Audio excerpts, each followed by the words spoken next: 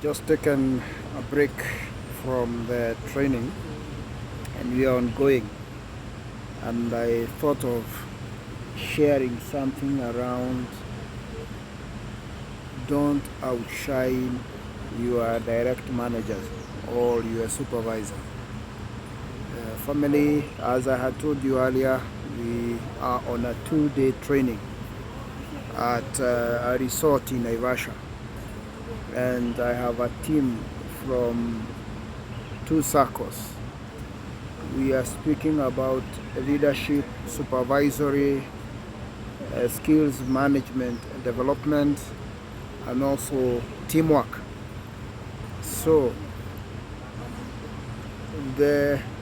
this webinar, I want us to speak about don't outshine your direct manager or supervisor. As I was interacting with this team this morning, I noted that in my session, and allow me to a large extent draw from a small book I read about 10 years ago, The Concise 48 Laws of Power by Robert Greene.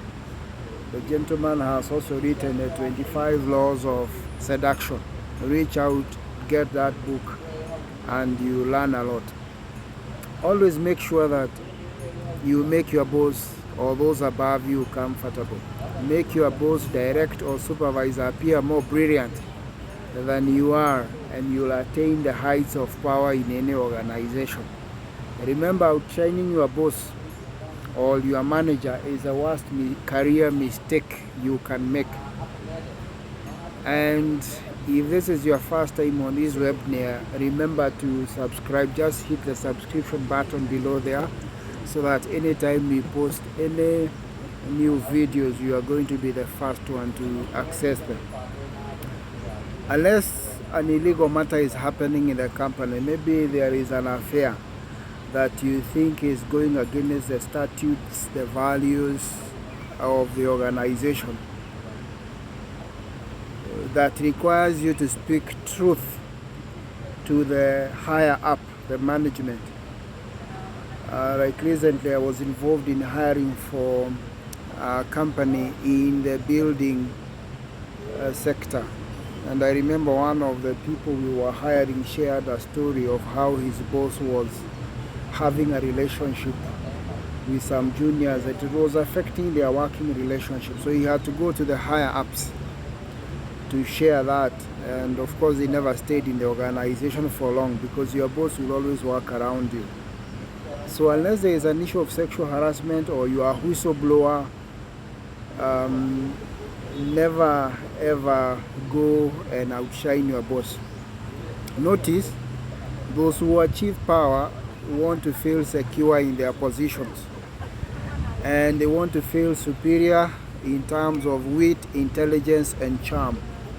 So 2 rules to remember when you are working with your bosses. You can naturally outshine your boss by the very nature of the person you are, your charm, your grace, and remember that by being natural, you can make those higher ups, your boss, become uncomfortable.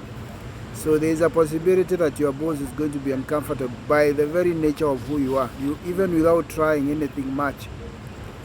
So as you work with your boss, never imagine because they love you that you can do whatever you want. So there are 2 ways to be able to apply this cardinal rule as you work in the corporate. Number 1, flatter or puff your direct managers. Discreet flattery.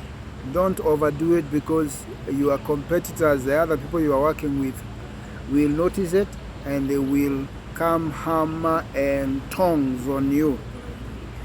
The second thing is commit some harmless mistakes so that your boss can correct you and you can be able to gain from their years of experience.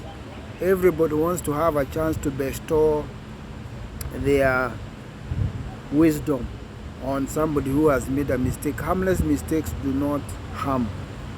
Number 3, ascribe credit to your boss, their brilliance, their creativity. Anything that you do, even if you are the one who has done it, ascribe to them. They are the ones who have done it.